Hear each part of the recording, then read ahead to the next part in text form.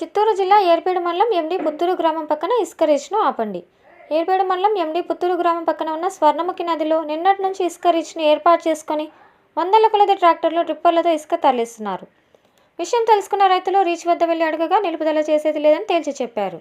అంతటా రైతులందరూ సర్పంచ్ దృష్టికి రీచ్ విషయం తీసుకెళ్లగా వెంటనే స్పందించిన సర్పంచ్ స్వర్ణముఖి నీటి ప్రవాహం దాటి అవతలికెళ్లి రీచ్ వారితో మాట్లాడారు. అయినా కూడా ఈనకుండా ఇసుక ఎత్తుటకు పూనుకొని 5 ఇటాచీ వాహనాలతో ఇసుక ఎత్తారు. అంతటా సర్పంచ్ ఇసుక ఎత్తడం నిలుపకపోతే రైతుల కొరకు ప్రాణ త్యాగానికైనా సిద్ధమని ఇటాచ్లకు అడ్డుగా కూర్చున్నారు. అంతటా ఇసుక రీచ్ వారు వెనుతిరిగారు.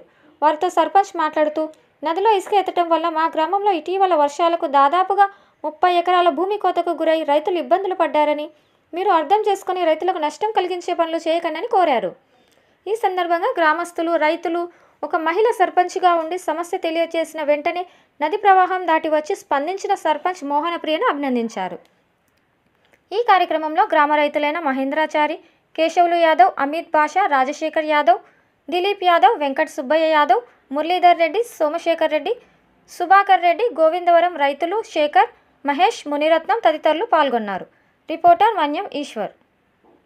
ఎండి పుత్తూరు గ్రామ పంచాయతీ నందు స్వర్ణముఖి నది ప్రవహిస్తూ ఉంటుంది. గతంలో ఇసుక ఎత్తివేయడం వల్ల స్వర్ణముఖి నదిలో మొన్న వర్షాలకు దాదాపు 30 ఎకరాల దాకా కోతకు గురైంది. మళ్ళీ ఇప్పుడు ఇసుక రీచ్ను స్టార్ట్ చేస్తా అన్నారు.